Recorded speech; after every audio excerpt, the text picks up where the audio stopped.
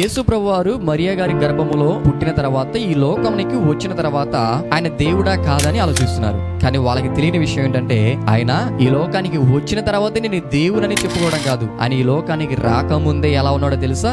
ఈ లోకానికి రాకముందే దేవుడుగా ఉన్నాడు. ఆ విషయాన్ని బైబిల్ చెప్పిన ఆ మాటను మీ చేతిలో ఉన్న పరిశుద్ధ గ్రంథాన్ని తెరిచి మీరందరూ కూడా చూడగలిగితే, యేసు ఈ లోకానికి వచ్చిన తర్వాతే కాదు దేవుడని, ఈ లోకానికి రాకముందే ఆయన ఎలా ఉన్నాడంటే దేవుడుగా ఉన్నాడని పరిశుద్ధ గ్రంథము సవాలుతో కూడిన ఒక మాటను తెలియజేస్తుంది. యోహాను సువార్త 1వ అధ్యాయము 1వ వచనం 2వ వచనాన్ని కలిపి మనం చదివితే, ఆదియందు వాక్యం ఉండెను, వాక్యము దేవుని యొద్ద ఉండెను, వాక్యము దేవుడై ఉండెను అంటున్నాడు. చూడండి, వాక్యము దేవుడై ఉన్నాడు అంటున్నాడు కదా.